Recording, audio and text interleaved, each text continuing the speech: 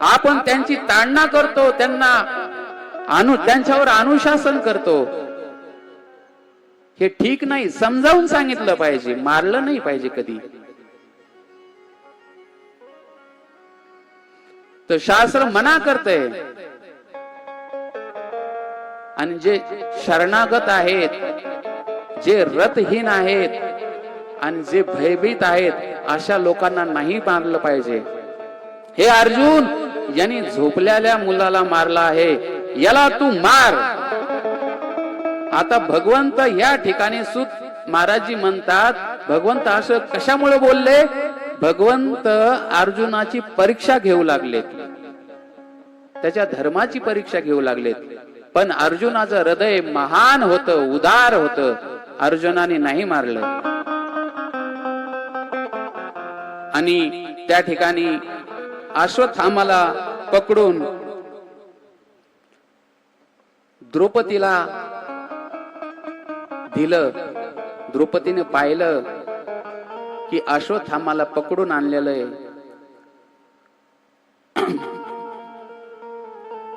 तर द्रौपदी म्हणाली की याला सोडून द्या. हे तुमच्या गुरुचा पुत्र आहे, मुलगा आहे. मुलाच्या रूपात साक्षात तुमचे गुरुदेव आहेत. हे याला सोडून द्या. तर असं जेव्हा द्रौपदी बोलली, तर द्रौपदीच्या वचनाचं युधिष्ठिर महाराजांनी समर्थन केलं, अभिनंदन केलं. नंतर नकुल, सहदेव आदी सगळ्यांनीच द्रौपदीच्या वचनाचं अभिनंदन केलं, समर्थन केलं. भगवंतानी पण समर्थन केलं. पण अर्जुन, जे भीमसेन होते, ते एकदम क्रोधित झाले. म्हणजे नाही, द्रौपदी याला मारलं पाहिजे, यांनी झोपलेल्या मुलाला मारलंय. तर जेव्हा भीमसेन असे ओरडले, क्रोधित झाले, तर अर्जुनाने भगवान श्रीकृष्णाकडे पाहिलं. आणि भगवान श्रीकृष्ण म्हणाले अर्जुनाला, भीमाची पण तू बात मान आणि द्रौपदीची बी बात मान. आणि हे अर्जुन, मी शास्त्रामध्ये सांगितलंय, जो आदब ब्राह्मण आहे त्याला मारलं पाहिजे. हे मी शास्त्रामध्ये वचन सांगितलंय. आणि हे पण सांगितलंय दुसऱ्या ठिकाणी अन्य शास्त्रामध्ये, आदम ब्राह्मण असला तरी त्याला मारलं नाही पाहिजे. आता तूच निश्चित कर काय केलं पाहिजे. तेव्हा अर्जुन भगवंताच्या हृदयाची जी बात आहे ते जाणतात. आणि अर्जुन तलवार काढतात. आणि तलवार काढून अश्वत्थामाच्या जे डोक्यामध्ये जे मणी होता, त्या मणी सकट त्याचे सगळे केस मुंडन करतात डोक्याचं. आणि मुंडन केल्यानंतर त्या अश्वत्थामाला सोडून देतात. शास्त्रामध्ये ब्राह्मणाला कधी मारलं नाही पाहिजे. शास्त्राने ब्राह्मणासाठी 3 वध निश्चित केलेत. कोणते कोणते? त्यांचं केस काढून टाकणे म्हणजे मुंडन करणे, त्यांचं धन हरण करणं, आणि जे ज्या ठिकाणी राहत आहेत त्या ठिकाणाहून तिथून हकलून देणं, दूर करणं. असं 3 मृत्यू ब्राह्मणाचे सांगितले शास्त्रामध्ये. त्यांना प्राण शरीर दंड नाही दिला पाहिजे. अशा प्रकारे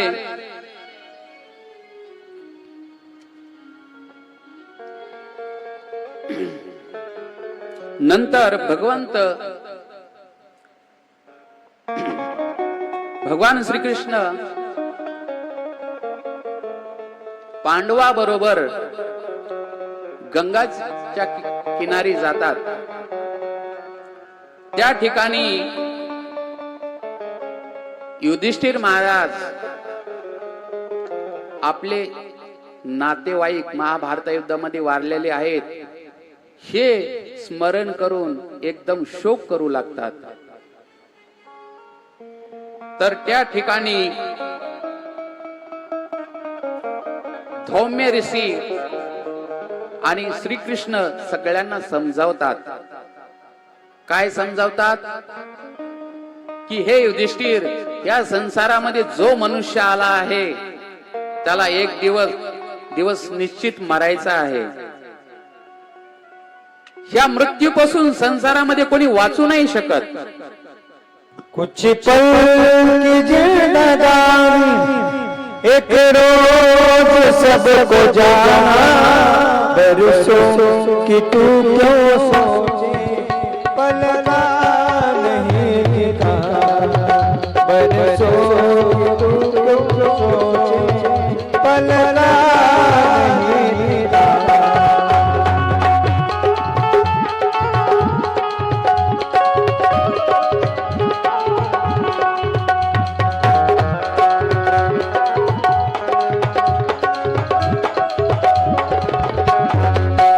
कुछ पल की जिंदगानी, कुछ पल की जिंदगानी, एक रोज सबको जाना, बरसों की तू क्यों सोचे, पल का नहीं ठिकाना, बरसों की तू क्यों सोचे, पल का नहीं ठिकाना।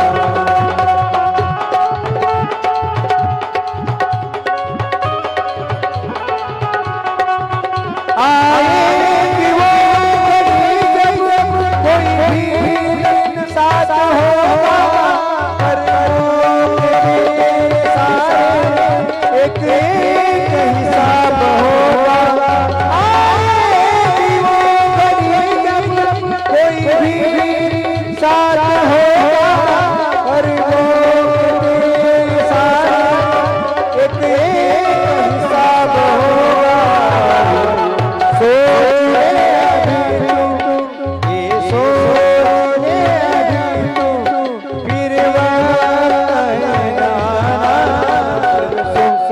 तू क्यों सोचे, पल का नहीं ठिकाना, बरसों की तू क्यों सोचे, पल का नहीं ठिकाना। एक रोज सबको जाना, बरसों की तू क्यों सोचे, पल का नहीं ठिकाना, बरसों की तू क्यों सोचे, पल का नहीं ठिकाना।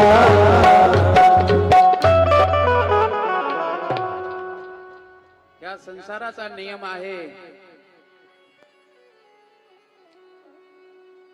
एका दिवशी सगळ्याला जायचंय. त्याच्यामुळं माणसाने तयारी केली पाहिजे. कसं जायचंय? मृत्यू निश्चित आहे. मृत्यूपासून कोणी वाचू शकत नाहीये. कबीरदासजी म्हणतात, आया सो जाएगा राजा रंग फकीर, कोई सिंहासन चढ़े चला, कोई बांधा जाए जंजीर. या संसाराचा नियम आहे, आया सो जाएगा. या संसारामध्ये जो आलाय त्याला एक दिवस जायचंय, मरायचंय, चितावर फुकायचंय. आया सो जाएगा राजा रंक फकीर. राजाला पण जायचंय. तुमच्यापाशी किती धन संपत्ती आहे हे नाही पाहिलं जाणार. यमराजीचे दूत जेव्हा येतात तेव्हा तुम्ही धन दिलं तर तुमची 1 मिनिटाची पण आयुष्य वाढू शकत नाही तुम्ही धन देऊन. क्या भरोसा है इस जिंदगी का, क्या भरोसा है इस जिंदगी का।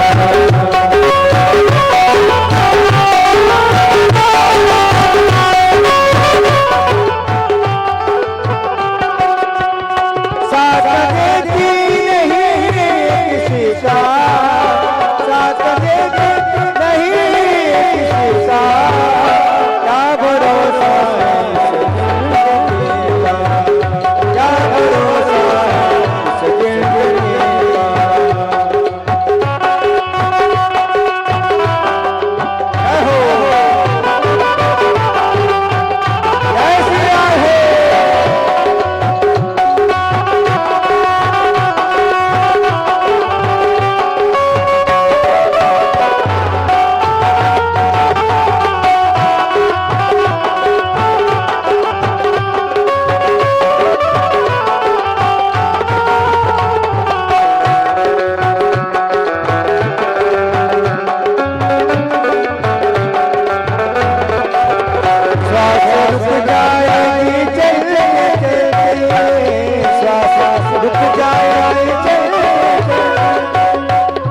क्षमा बुझ जाएगी जय जय जय जय, क्षमा बुझ जाएगी जय जय जय जय, गम निकल जाएगा, गम निकल जाएगा, गम निकल जाएगा, गम निकल जाएगा, गम निकल जाएगा, जनेगा क्या भरोसा है जिंदगी का, क्या भरोसा है इस जिंदगी का।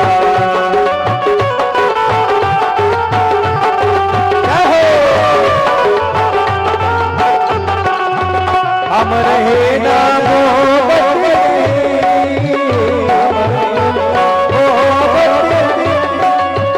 दास्तां अपनी दुनिया कहीं, दास्तां अपनी दुनिया कहीं, नाम रह जाएगा, नाम रह जाएगा, नाम रह जाएगा, जनेगा क्या भरोसा है जिंदगी का, क्या भरोसा है जिंदगी का।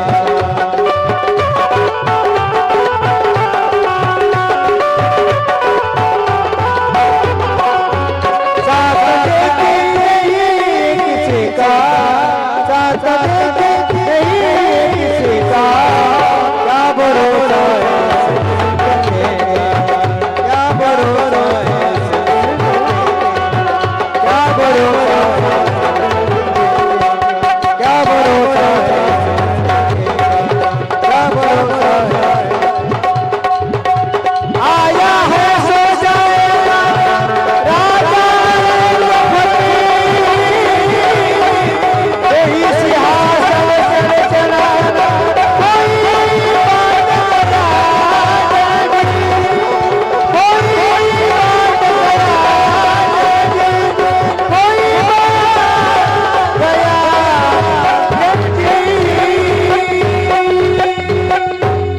जय जय जय श्री राम, जय जय जय श्री राम, जय जय जय श्री राम। जेव्हा यमराजीचे दूत न्यायला येतात तेव्हा तुमचं धन संपत्ती मुलं बाळ काहीच कामाला येणार नाही.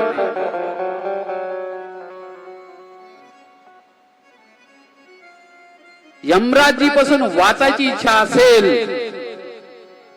तर भगवान नामरूपी धन कमवा. हेच धन कामाला येणार मारायच्या वेळेस.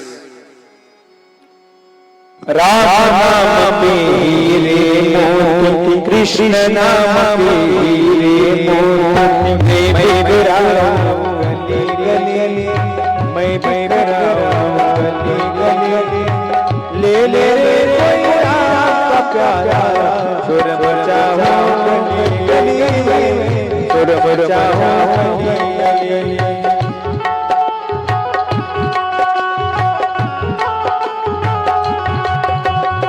दौलत के दीवाने सुनो, एक दिन ऐसा आएगा, धन दौलत और माल जाएगा, या बड़ा रह जाएगा, सुंदर माया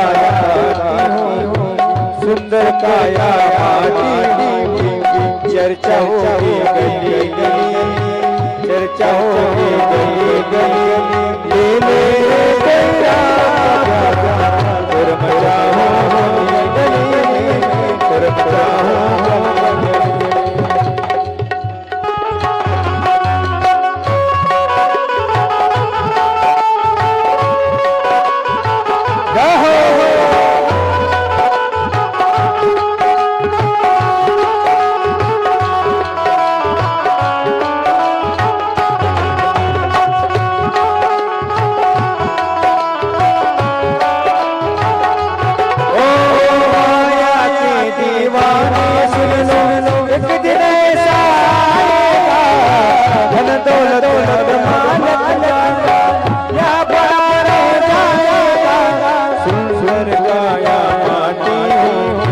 सुंदर काया माटी हो, चर्चा हो गली गली, ले ले गैरा सुर मचा हो गली गली, सुर मचा हो गली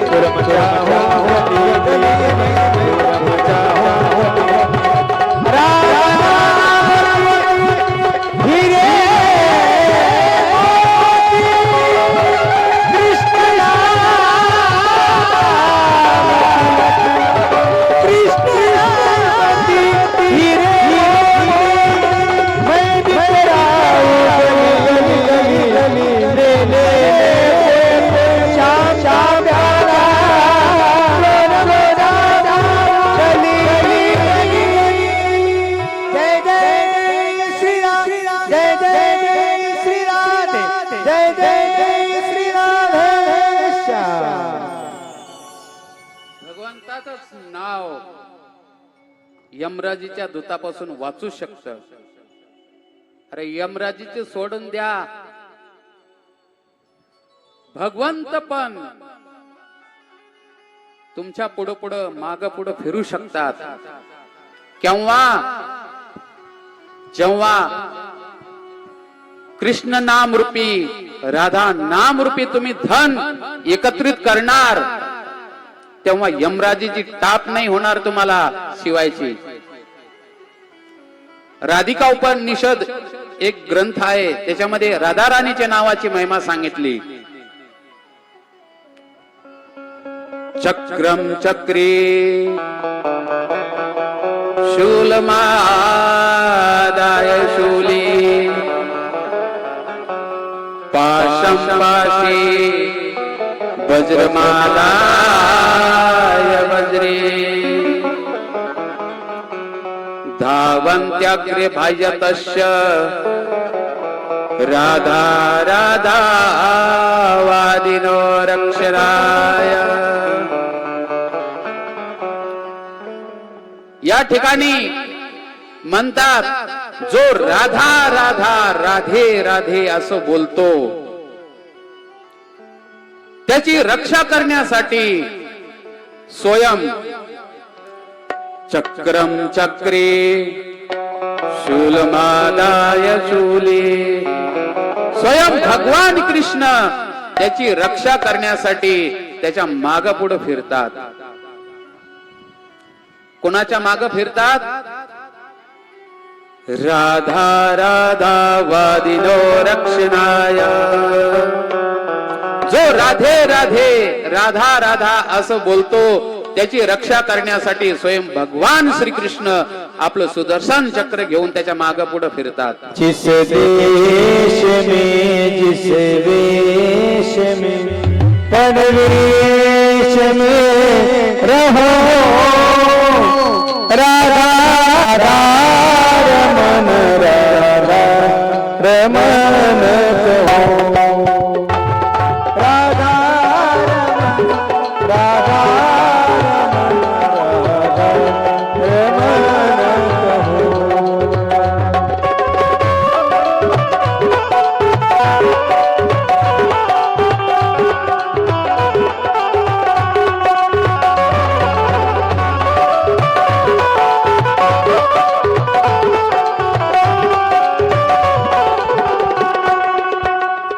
देश में जिस वेश में परवेश में रहो, राधा रमन राधा रमन रमन कहो, राधा रमन राधा रमन रमन कहो.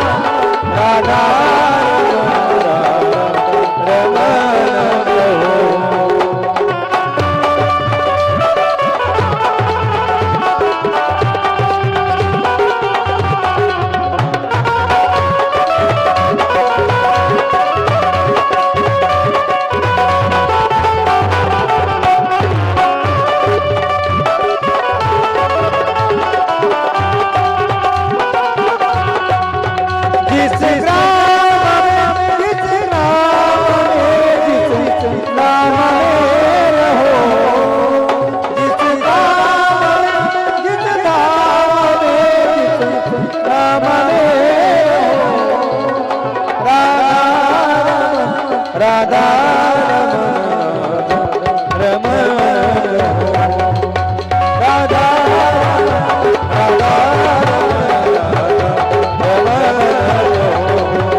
राधा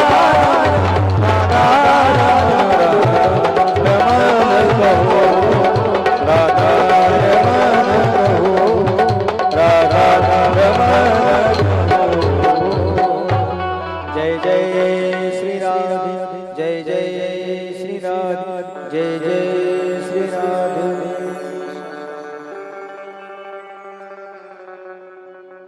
याच्यानंतर भगवंत त्या पांडवांना समजवतात आणि त्याच्यानंतर भगवंत हस्तिनापूर मध्ये येतात आणि राजा युधिष्ठिर कडून 3 अश्वमेध यज्ञ करतात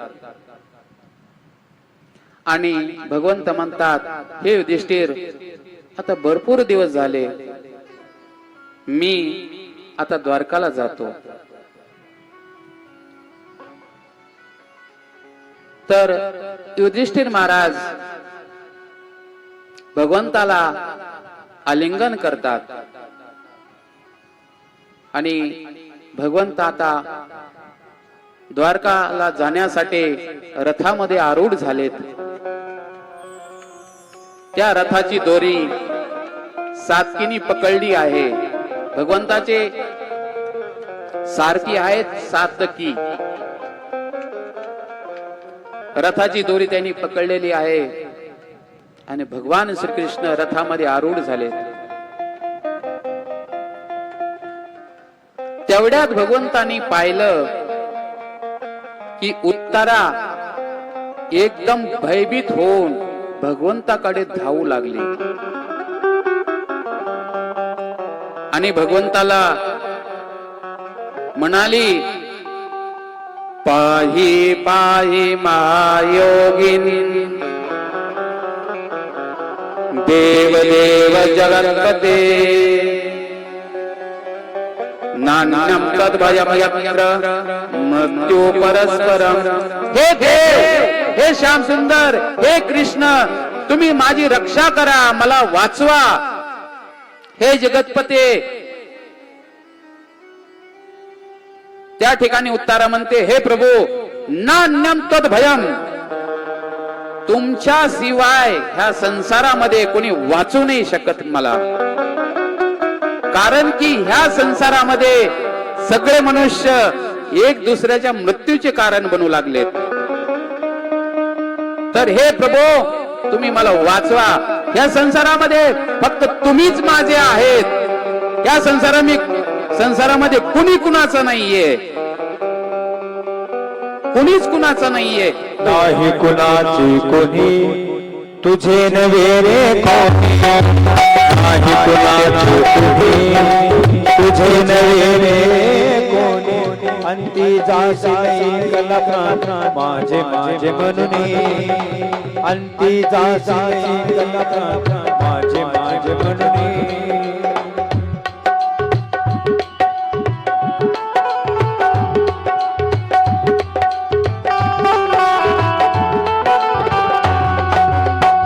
कुणाची कुणी तुझे नव्हे रे कोणी हो नाही कुणाची तुझे नव्हे रे कोणी अंती जासी कल्पना माझे माझे म्हणून अंती जासी कल्पना माझे माझे म्हणून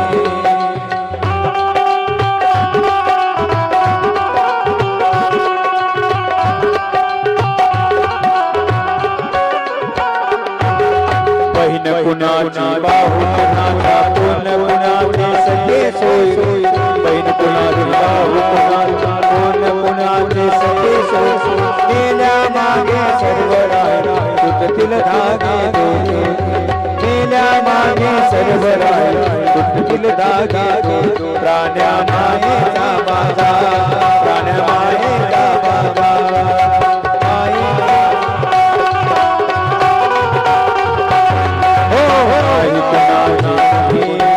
तुझे नव्हे कोणी हो नाही कुणाची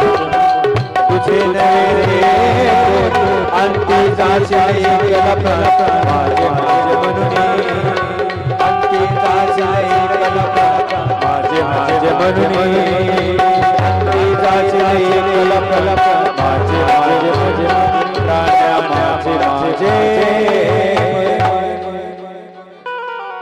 भगवान श्रीकृष्णाने पाहिलं की अश्वत्थामाने परत ब्रह्मास्त्र सोडवलंय. कशामुळं? पांडवाच्या वंशाचा नाश करण्यासाठी परत अश्वत्थामाने ब्रह्मास्त्र सोडलंय. भगवंतानी जाणलं, ओळखलं आणि भगवंतानी आपल्या सुदर्शन चक्रद्वारे पांडवाची आणि उत्तराची रक्षा केली, त्यांना वाचवलं. पहा, जो भगवंताची भक्ती करतो, भजन करतो, जो भगवंताचा भक्त आहे, त्याला संसारामध्ये असा कोणी प्राणी उत्पन्न नाही झाला त्याला मारू शकेल. कबीरदाजी म्हणतात, जाको राखे साया मार न सके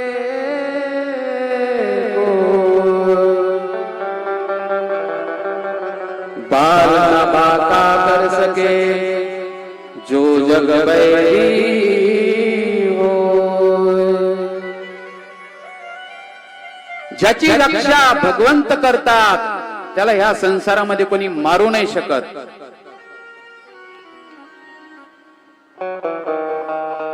जाको राखी साईया मार न सके कोय. मारण्याचं तो सोडून द्या, त्याचा एक केस पण वाकडा करू शकत नाहीये. बाल ना बाका कर सके जो जग बैरी होय. सारा संसार त्याचा वैरी झाला तरी त्याला मारू नाही शकत. त्याच्यामुळे माणसाने भगवंताला सोडलं नाही पाहिजे. तुकाराम महाराजजी बी म्हणतात, देव राखे तया मारील कोण.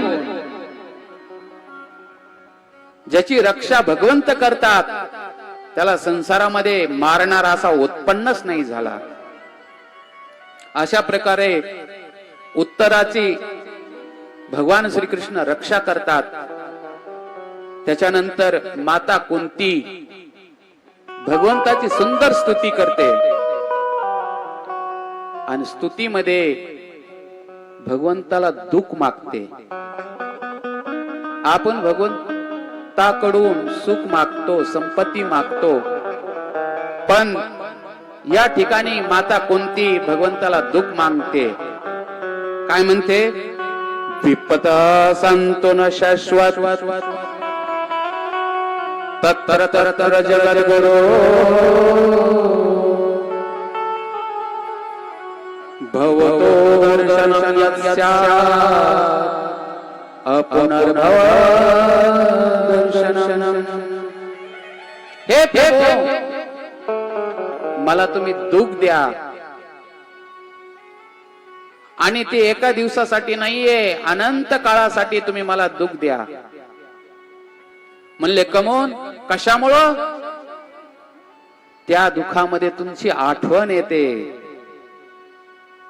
पहा, मनुष्य सुखामध्ये भगवंताला विसरून जातो, आणि जेव्हा दुःख, भगवंताने याच्यासाठी दुःखाची रचना केली आहे. दोन्ही भगवंतानी सृष्टी केली, सुख बी तयार केले आणि दुःख पण आहे. दुःख माणसाचं डोळे उघडत. दुःख पाहिजे माणसाला. दुःखामध्ये भगवंताची आठवण होते, पण सुखामध्ये भगवंताची आठवण नाही होत. दुख में सुमिरन सब करे, सुख में करे नको. दुख में सुमिरन सब करे, सुख में करे नको.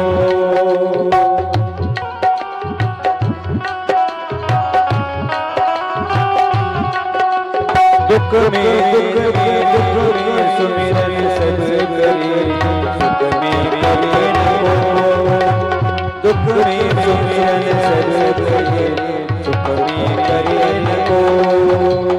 तो सुमिरन सुख में करे, सुमिरन सुख में करे दुख काए को, दुख काए को,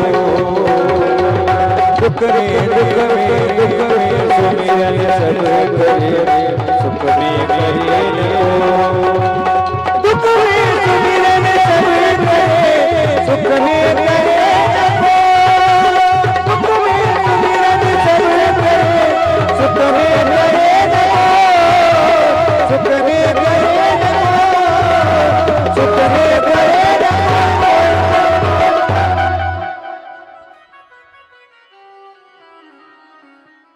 कोणती माता म्हणते की हे प्रभू मला दुःख द्या, दुःखामध्ये तुमचं दर्शन होतं, तुमचं सुमिरन होतं, आणि ते सुख काय कामाचं आहे ज्या सुखामध्ये भगवंताचं सुमिरन होत नाहीये.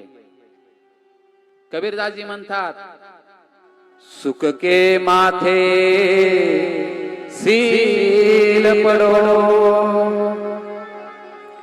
राम ये बुलाए, बलहारी वात की पल पल नाम रटाय. कबीर दासजी म्हणतात, त्या सुखाला आग लगो. ज्या सुखामध्ये भगवंताची आठवण नाही होत त्या सुखाला आग लागली पाहिजे. ते दुःख चांगले ज्या दुःखामध्ये भगवंताची आठवण राहते.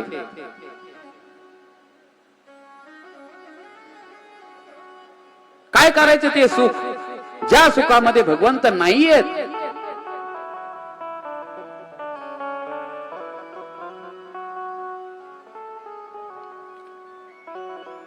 माणसामध्ये सगळ्यात मोठी चुकी आहे, दुःखामध्ये आपण भगवंताचं सुमिरन केलं तर कधी तुम्हाला दुःख होणारच नाहीये. आणि आपण हर परिस्थितीमध्ये भगवंताचं सुमिरन केलं पाहिजे. सुमिरन केल्यानंतर कधी दुःख होणार नाही. हनुमानजी म्हणतात, सगळ्यात मोठी विपत्ती काय आहे? भगवंताला विसरणं ही सगळ्यात मोठी विपत्ती आहे. संसारामध्ये आपल्या समोर ज्या विपत्त्या येतात त्या विपत्त्या नाही येतात. सगळ्यात मोठी विपत्ती ही आहे आपण भगवंताला विसरणं. त्याच्यामुळे भगवंताला विसरलं नाही पाहिजे. अशी सुंदर कुंती माता स्तुती करते आणि स्तुती केल्यानंतर भगवंत परत वापस हस्तिनापूर मध्ये येतात. आणि आल्यानंतर त्या ठिकाणी राजा युधिष्ठिर एकदम त्यांची नातेवाईक महाभारतामध्ये वाढल्यानंतर ते एकदम दुःखी होतात, शोकमग्न होतात. त्या ठिकाणी भगवान व्यासदेव, भगवान श्रीकृष्ण युधिष्ठिर महाराजांना समजावतात, पण त्यांचा शोक दूर नाही होत. मग भगवान श्रीकृष्ण पांडवाला घेऊन कुरुक्षेत्रामध्ये जातात, ज्या ठिकाणी भीष्म पितामह शरशय्यावर झोपलेले होते. भीष्म पितामहाला पाहण्यासाठी ब्रह्म ऋषी, राज ऋषी, मोठे मोठे ऋषी मुनी त्यांना त्यांचं दर्शन करण्यासाठी आलेले होते. भीष्म पितामहाने पाहिलं की भगवान श्याम सुंदर रथामध्ये आरूढ होऊन आलेले आहेत. भीष्म पितामहाने पाहिल्यानंतर भगवंताला पाहून भीष्म पितामह रडू लागले. कशामुळे रडू लागले? की जेव्हा भगवंत माझ्याकडे दररोज येईल तेव्हा मी उठून त्यांना प्रणाम करत असे, त्यांची पूजा करत असे, पण आज मी भगवंताची सेवा पूजा नाही करू शकत, कारण की बाणाच्या शय्यावर मी विराजमान आहे, मी उठू शकत नाहीये. त्याच्यामुळं भीष्म पितामह रडू लागले आणि त्यांनी भगवंताची मानसी पूजा केली, मनानीच पूजा केली. पांडव भीष्म पितामहाच्या चरणाजवळ जाऊन बसले आणि त्या ठिकाणी भीष्म पितामहाने युधिष्ठिर महाराजांना सुंदर ज्ञान प्रदान केलं. अनेक धर्माचं त्या ठिकाणी त्यांनी वर्णन केलं आणि वर्णन केल्यानंतर आता उत्तरायण आलं आणि आता भीष्म पितामह भगवंताला बोलू लागले की हे प्रभू, आता माझा जायची वेळ आली आहे. तुम्ही माझ्या डोळ्यासमोर असेच उभे राहा. इतना तो करना स्वामी, जब प्राण तन से निकले. इतना तो करना स्वामी, जब प्राण तन से निकले. जब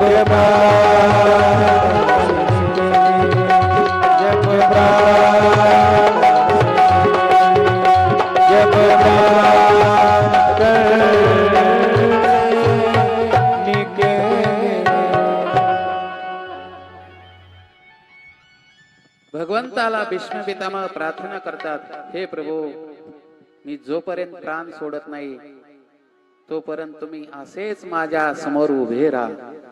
पण हे प्रभू, कसं उभा राहा? प्रसन्न हास. या ठिकाणी हा शब्द महत्वपूर्ण आहे. प्रसन्न हास. एकदम प्रसन्न मुद्रामध्ये राहा. कारण की भगवंत पण आपल्या भक्ताचा विरह सहन नाही करू शकत. या धराधामावरून जेव्हा भगवंताचा भक्त जातो तेव्हा भगवंत पण रडतात. तर या ठिकाणी भीष्म पितामह म्हणतात, प्रसन्न हास. एकदम हे श्याम सुंदर, हे कन्हैया, आपका तुमचं चेहरा, तुमचं मुख प्रसन्न असलं पाहिजे. अशा प्रकारे अशी मृत्यू कोणाला मिळू शकते? भीष्म पितामहाचं भाग्य आहे. साक्षात भगवंत समोर उभा आहेत आणि दर्शन करत आपलं शरीर सोडतात. असं भाग्य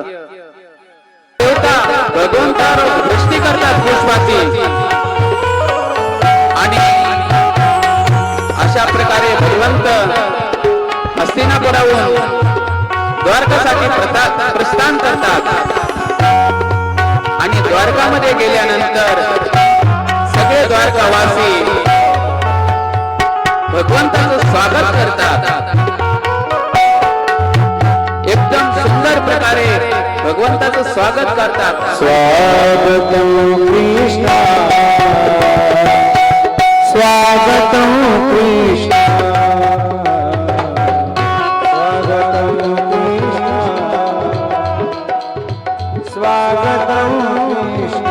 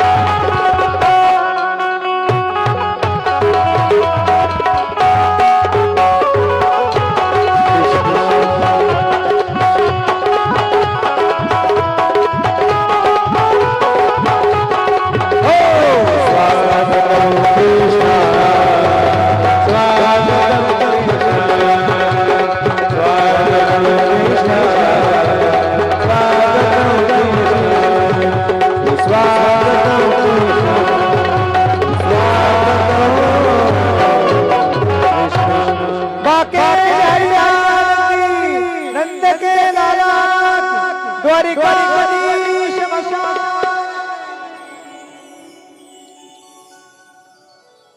अशा प्रकारे भगवंताचं स्वागत केल्यानंतर भगवंत सर्वप्रथम कुठं जातात?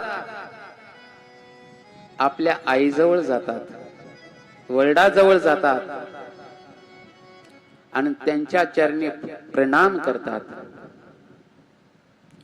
आणि प्रणाम केल्यानंतर त्यांची आज्ञा झाल्यानंतर मग हे शब्द ध्यान देऊ नाही का? पहिलं कुणाजवळ गेलेत? पत्नीजवळ नाही गेलेत भगवंत. काय आदर्श आहे प्रभूचा? सर्वप्रथम आईजवळ गेलेत, वडिलांजवळ गेलेत, त्यांना प्रणाम केलाय. आणि त्यांची जेव्हा आज्ञा झाली तेव्हा ते 16,001 108 राण्याजवळ जातात, त्यांना भेटतात. किती सुंदर आदर्श भगवंताने स्थापित केलाय. आपण काय करतो? कुठून परदेशातून आल्यानंतर पहिलं बायकोपाशी जातो. आई वडिलांची काही गरज नाहीये. ह्या लीलेतून, ह्या कथातून आपण हे शिकलं पाहिजे, आई वडिलांचा सन्मान केला पाहिजे, त्यांची भक्ती केली पाहिजे. कारण की त्यांच्यामुळे तुम्हाला हा संसार पाहायला मिळाला. आणि तुम्ही लग्न झाल्यानंतर आई वडिलांना विसरता. आपल्यासारखे आपण नमक हरामी आहोत. आई वडिलांना विसरतो.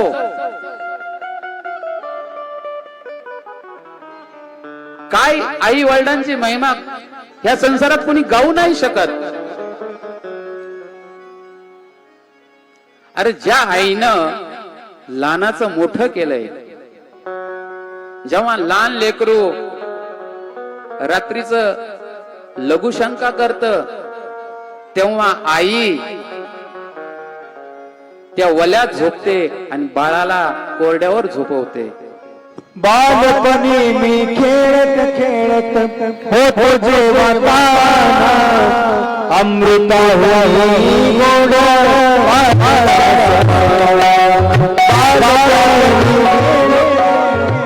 होतो जेव्हा ताना, अमृता होई गोड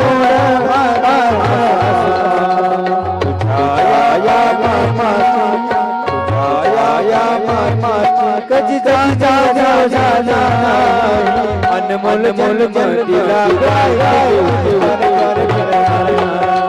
अनमोल जल जल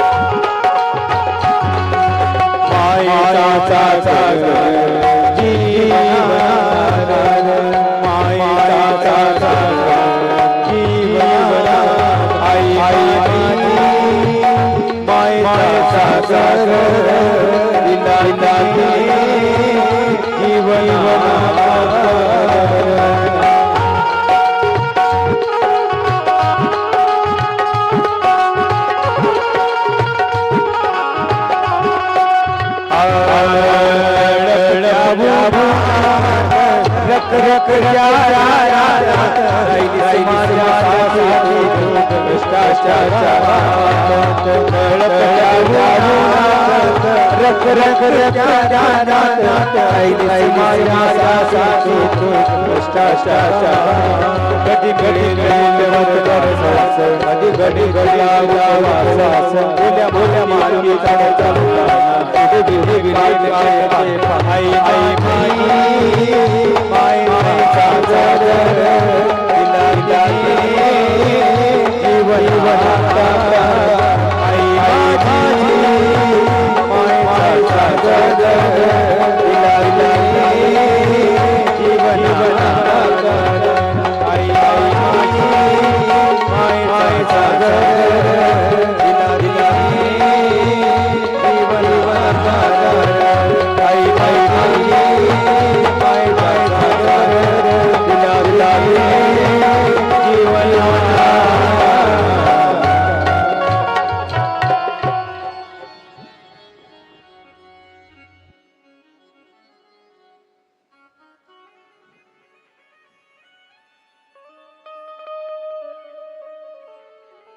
आईला विसरलं नाही पाहिजे.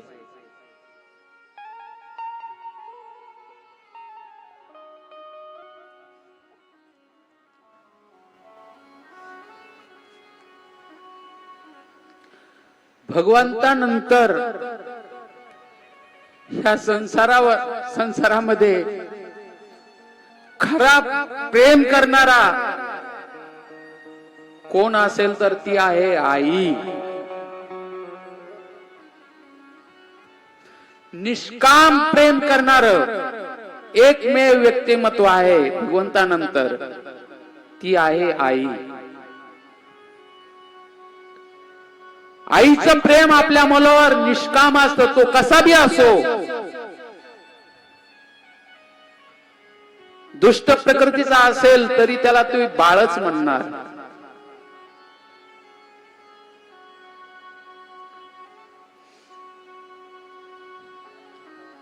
हा पण काय आईची महिमा समजू शकतो.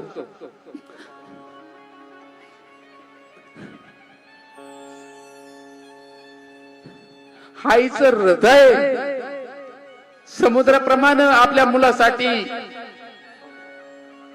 विशाल असत.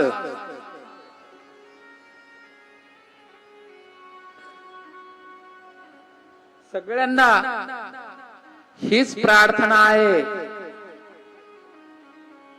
तुम्ही गरीब आहात, तुमच्या घरी काही नाहीये,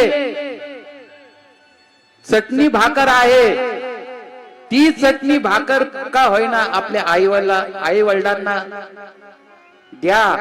घराच्या बाहेर काढू नका त्यांना. आज आपल्या संसारामध्ये सगळ्यात मोठी व्यथा आहे की आई वडिलांना दूर करतात आपल्यापासून.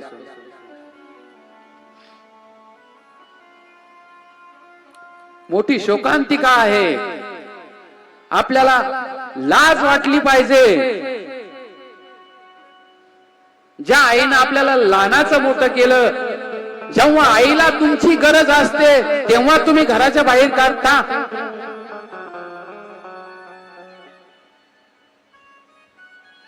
हे नाही झालं पाहिजे. सगळ्यांनी आपल्या आई वडिलांची सेवा केली पाहिजे, पूजा केली पाहिजे. तुमच्यासाठी त्यांनी काय नाही केलं, काय करत नाहीत. त्याच्यामुळे आपल्या आई वडिलांना कधी विसरलं नाही पाहिजे. त्यांचे उपकार आपण किती बी जन्म घेतले तरी फेडू नाही शकत. हे लोक आदर्श स्वयं भगवंत आपल्याला दाखवून देतात. सर्वप्रथम आई वडिलांना भेटले आणि त्यांची आज्ञा झाल्यानंतर मग 16,108 राण्याजवळ गेले. अशा प्रकारे सुत गोस्वामी म्हणतात की हे शौनकादी ऋषियो, आता इकडं हस्तिनापूर मध्ये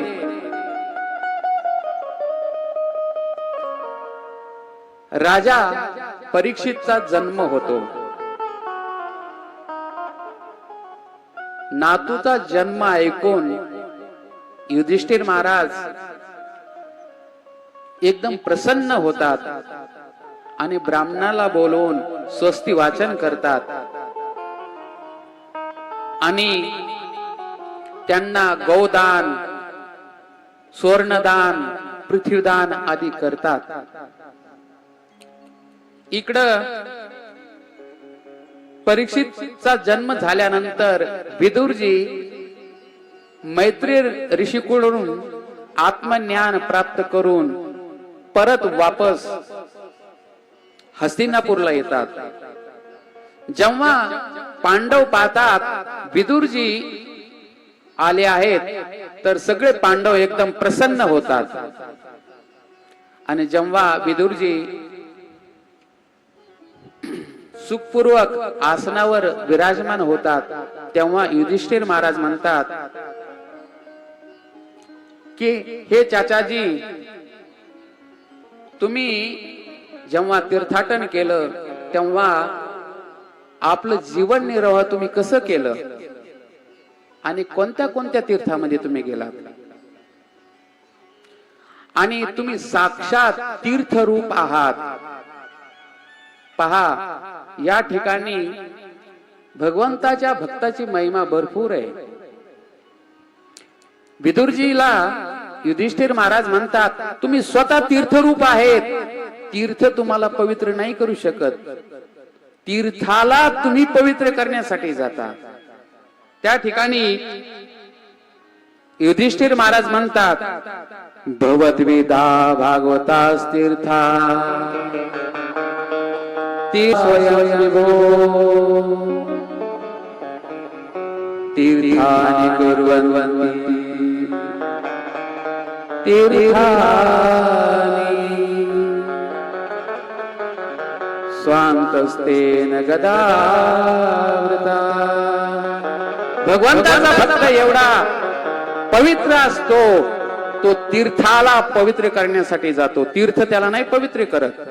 साऱ्या संसारात जे पाप आहेत ते पाप तीर्थ स्वतः घेत आणि तीर्थाचा पाप भगवंताचे भक्त दूर करतात.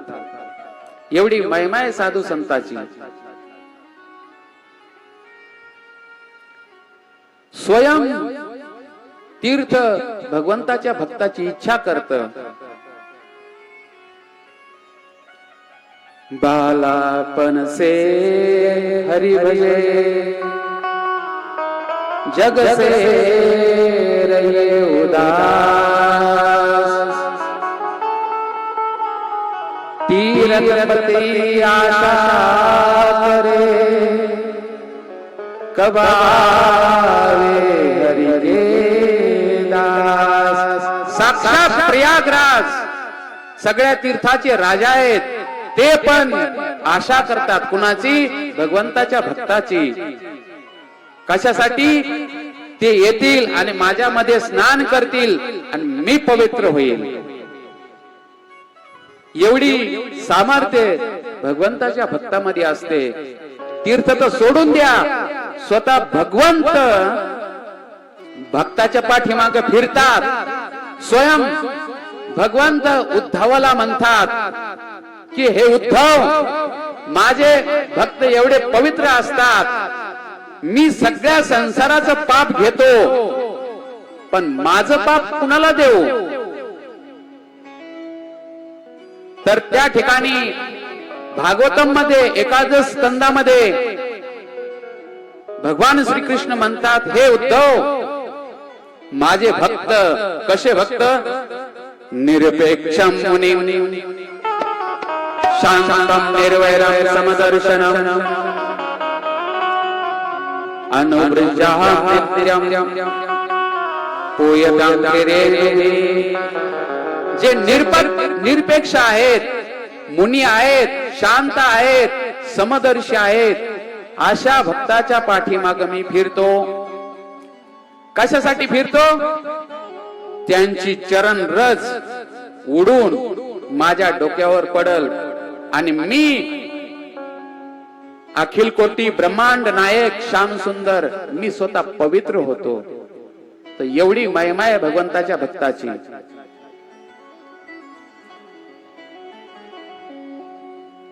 भगवंत आपल्या भक्ताच्या पाठीमागे फिरतात. कबीरदासजी म्हणतात, मन ऐसा निर्मल भया जैसा गंगा नीर, पीछे पीछे हरि धीरे कहत कबीर कबीर. कबीरदासजी म्हणतात, माझं मन एवढं निर्मळ झालंय जसे गंगाचं पाणी. जेव्हा मनुष्याचं मन शुद्ध होतं तर भगवंताला प्राप्त करण्याची गरज नाहीये. स्वतः भगवंत तुमच्या पाठीमागे फिरणार. पीछे पीछे हरी फिरे कहत कबीर कबीर. एवढी महिमा आहे भगवंताच्या भक्ताची. अशा प्रकारे युधिष्ठिर महाराज त्यांना विचारतात आणि विचारल्यानंतर विदुरजी कोणत्या कोणत्या तीर्थ ठिकाणी गेलेत ते सगळं वृत्तांत सांगतात. आणि वृत्तांत सांगितल्यानंतर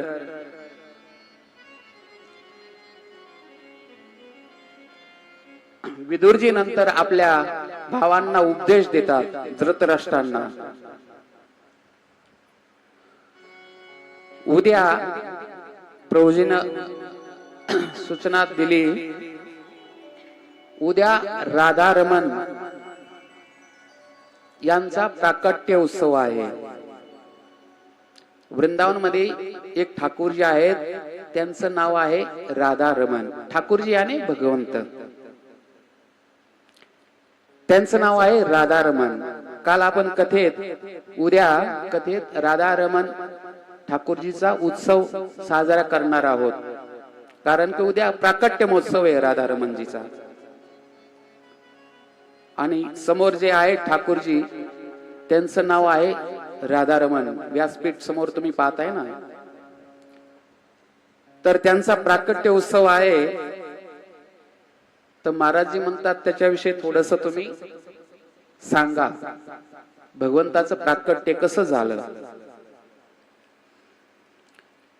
तर वृंदावन मध्ये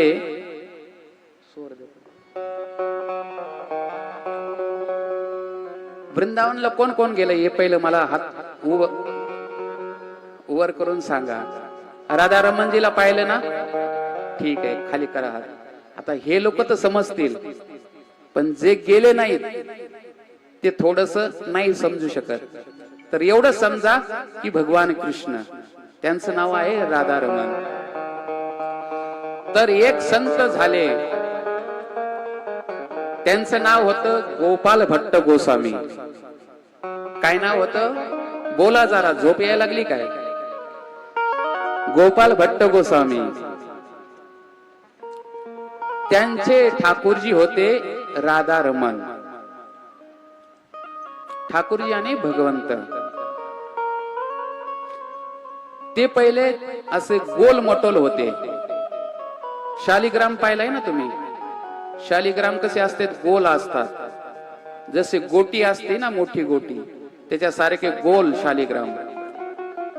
तर गोपाल भट्ट गोस्वामी दररोज त्यांची सेवा पूजा करत.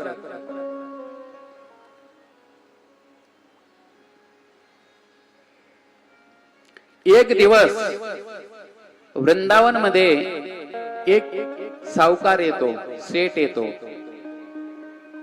आणि सगळ्या ठाकूरजींना ते वस्त्र घेऊन येतात. आणि सगळ्या ठाकूरजींना भगवंताला वस्त्र सगळ्या मंदिरामध्ये देतात. त्या ठिकाणी गोपाल भट्ट गोस्वामी जवळ तो सेठ जातो आणि म्हणतो, महाराज, तुमच्या ठाकूरजीसाठी, तुमच्या भगवंतासाठी वस्त्र तुम्ही शिवा. असं म्हणाल्यानंतर गोपाल भट्ट गोस्वामी म्हणतात, त्यांच्या मनामध्ये दुःख निर्माण होतं. आणि म्हणतात माझ्या भगवंताला ना हात आहेत ना पाय आहेत, कसं वस्त्र शिवलं जाईल? हात पाय असले पाहिजेत ना, गोलमटोल. तर असं त्यांना दुःख होतं आणि रात्री ते एकदम दुःखामध्ये झोपतात आणि झोपल्यानंतर त्या ठिकाणी त्यांना रात्रीचं स्वप्न पडतं आणि स्वप्नामध्ये भगवंत म्हणतात, हे गोपाल भट्ट, तू काळजी नको करोस, दुःख करू नकोस, मी साक्षात रूपानं प्रकट झालो आहे आणि तू मला सुंदर वस्त्र वगैरे तू धारण कर. आणि त्यांचं नंतर स्वप्न तुटत आणि पाहतात तर जे शालिग्राम आहेत त्यांच्यामध्ये त्यांना दर्शन करतात आणि दर्शन केल्यानंतर त्या ठाकूरजीला हात पाय डोळे सगळे प्रकट होतात. अशा प्रकारे राधा रमणजीचं प्राकट्य होतं आणि प्रकट होतात. ती तिथी उद्या आली आहे, त्याच्यामुळं आपण उद्या कथेमध्ये राधा रमणजीचं प्राकट्य महोत्सव याने अभिषेक तर उद्या आपण ठाकूरजीचा अभिषेक करणार आहोत. कथाच्या म्हणजे जेव्हा विराम घेईल त्याच्या अगोदर अर्धा घंटा अगोदर आपण राधा रमणजीचा प्राकट्य उत्सव करणार आहोत.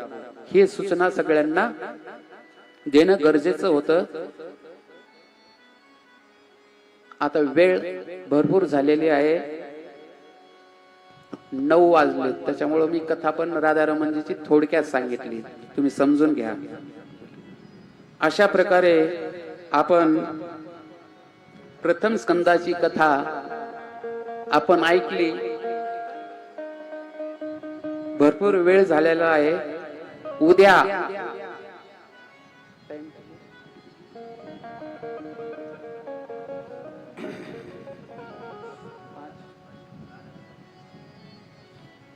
कल उद्या 5-5:30 के करीब सब लोग सर्वजण कथा ऐकण्यासाठी सभा मंडपामध्ये लवकरात लवकर येण्याची कृपा करावी, ही सूचना आहे. आता आरतीची थाल